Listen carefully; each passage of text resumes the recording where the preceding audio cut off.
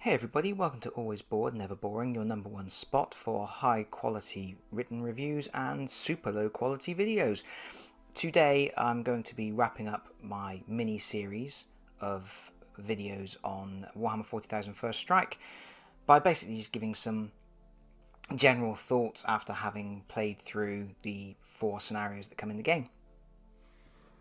If you've stuck with me through the video series and watched all of the other videos with their tinny sound and bizarre editing and horrible lighting glare that is still here, there it is, then thank you.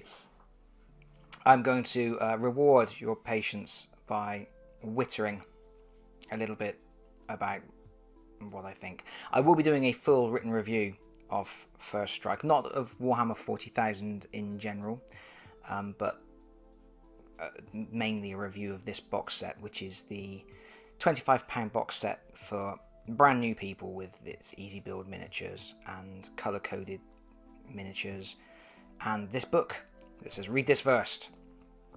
Now, this book, we had a quick look at this in the first video in the series, and it's pretty decent in terms of coverage for people new to what's going on. There's lots of painted miniatures to give you inspiration. There's lots of these MB Games style photos of people having a jolly good time with their humongous armies of Space Marines. And there's beginners painting guides and stuff like that. But the most important thing in this book is it's got 4 missions which step you through learning the ropes of the game. And these are the games that I played on video with my friend Dale. Mission 1 was Containment. Now, if you watch the video, you will know that this is an absolute waste of time. Basically, you set up 6 Poxwalkers in one corner, and you set up 3 Space Marines, 1 in each of the remaining corners. The Poxwalkers aren't allowed to fight, and they don't have any guns to shoot. The Space Marines aren't allowed to charge into hand-to-hand combat, they're only allowed to shoot. So literally, this scenario involves the Poxwalkers will advance, because movement in this game is either you move your set distance, or you give up your chance to shoot or charge to roll the dice and add that in addition to your set movement. So the Poxwalkers were rolling dice and moving, and then the Space Marines were rolling dice to shoot. And I killed 2 Poxwalkers, and then the rest just walked off the board, and it took about 3 minutes to play. And that was probably including all the time it took me to record what we were doing. It wasn't a lot of fun. And obviously I understand what it was doing. It was getting you to understand the concepts of movement, advancing, and shooting, which are obviously very important concepts in Warhammer 40k. So that's fine in that regard. Just don't expect that scenario to be fun, and certainly don't expect to replay it. Interestingly, after it's really nicely done, by the way. This book has got really, really clear instructions. It's a really well put together book in that regard. And at the end of it, there's a sort of a mission debrief that tells you what you've learned and what you can take forward to your next game. And then it's got advanced rules that tells you other rules that you could introduce to replay this scenario again. Myself and Dale, we actually introduced those from the beginning, because it's literally just rapid fire, which means Space Marines can roll 2 dice instead of 1 if they're shooting at half range, and the Poxwalkers get a 5+ save when they take a wound. It's pretty straightforward. And then we went straight on to Scenario 2. Scenario 2 is the one that teaches you about hand-to-hand combat. It's called Blood and Blade. You set up the board with 6 Poxwalkers at one end and 1 Reaver at the other, and they literally charge towards each other in the middle. And they put the scenery on the board, but that's really just for show. It has no bearing on the scenario at all. It's literally just they charge at each other, and that's that. Very, very quick, as quick as the first scenario, and we had a little bit of problem with it. We didn't play it entirely correctly, because I don't believe that the rules, as written in this here under the fight situation, really made it quite clear enough that in the round of combat, both sides get to have a go. I mean, it does say it, and if you read it back through, and sort of spend a bit more time reading through it. I read it quite quickly just to kind of get on to the next scenario. But if you're going to actually read it properly and not be a wally like me, it's all there. All the information is there, and there is a very long example that quite clearly sort of spells it out, really, I guess. But I think it could have been worded a little bit clearer for noobs. But yeah, so that was mission 2. Mission 3, it's suddenly... Oh, was there advanced rules at the end of mission 2? Oh yeah, there was the fallback rule, which didn't come into effect in scenario 2 at all, but very important for scenario 3, which is evade capture. Now this is the first scenario where you start to get a glimpse of what the game can actually do. You have the 3 Plague Marines and the 6 Poxwalkers on one side. You have almost all of the Space Marines. You're just missing the Reaver Sergeant on the other side, and the Space Marines have got to get one of their Reavers off the edge of the board, and the Poxwalkers have just got to stop that happening. And this was actually quite an interesting game. It ran, I think it took us 20 minutes to play it. It introduces the concept of cover. This crater actually gives you a saving bonus. The piece of elevated terrain is right in the middle of the board, so you have to kind of deal with climbing it, shooting around it, ducking out of line of sight.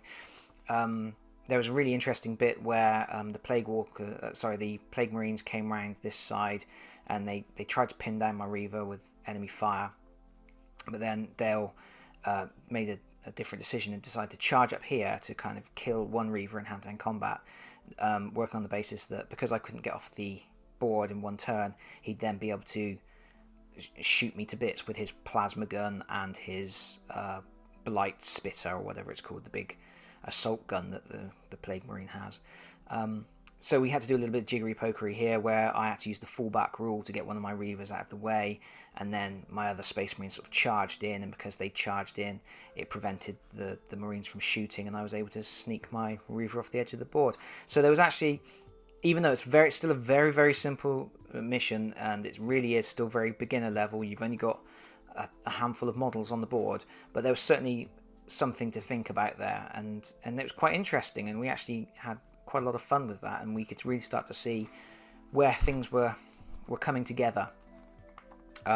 It introduces other things like armor penetration for the big guns, and things like flailing around with a power fist, and like I say, the crater, and using the scenery to your advantage, and splitting up your attacks to shoot at multiple units. So this is where it really sort of goes. There's a lot of other stuff you can deal with. And then the 4th scenario is a showdown, and it's pretty much, it's not really much different to the previous scenario. Okay, the Reavers aren't trying to get off the board in this one, it really is just a fight to the death, but it's all of the models, and it just introduces the concept of setting up within a defined area rather than using letters that are printed on the mat. This is actually the reverse side of the mat, and we played through this, and it started off really interesting. The Plague Marines shot my Marines to pieces, and my Reavers came up over the scenery, and they took out some Poxwalkers. Unfortunately, this is where it starts to show that the starter set is really just a starter set, because after my Intercessors were dead and the Poxwalkers were dead, Dale brought his Plague Marines round, and he shot my Reavers a little bit, but then he knew that I was going to charge my Reavers in, because it was the only way they were going to take out these Marines. So he charged into me first to get the drop, and it devolved into several rounds of rolling dice and rolling armor saves, and nobody taking any damage. And then eventually I got lucky, and spoilers, if you haven't watched the other videos, the surviving Reavers took out the Plague Marines, and the Ultra Smurfs were victorious. And yeah, so it started off really nicely, but it sort of devolved into that point where you could see how if you had more models on the board, one of us would have fallen back, somebody else would have come in, they would have put down some suppressing fire, other units would have charged in, and something would have been done tactically to shift the balance one way or the other. But as it was, we just didn't have those options, so it devolved into rolling dice until one side won. So, and that's the end of the book. And yeah, it was good. It was okay. I mean, the first two scenarios aren't particularly much of anything. They're not really worth playing through, other than just to learn those basic ropes once. The third scenario had a little bit going on that was good fun. I think that was our favourite. We enjoyed that one the most. The fourth one shows you a little bit more of what the game can do, and then you basically have to switch over to the core rules, and the core rules do have a scenario in the back called Only War, and that tells you how you can use a collection of models to do whatever. And yeah, I think it's a good set. It's a limited set, but I think it does exactly what it sets out to do. I'm quite tempted to go out and buy No Fear, which is the £50 set, just so I've got more models, more units, and so I can sort of explore the core rules a bit more. And at the end of the day, that's exactly what First Strike is intending to do. It's an easy in, something to say, this is the game system. It runs a very delicate balance with the first two scenarios that it presents you with, that people are just going to go, this is boring, because there's not a lot going on. But if you can get through those two scenarios and you can play with those second two scenarios, you can see some of the tactics that would be available to you if you had a little bit more on the table.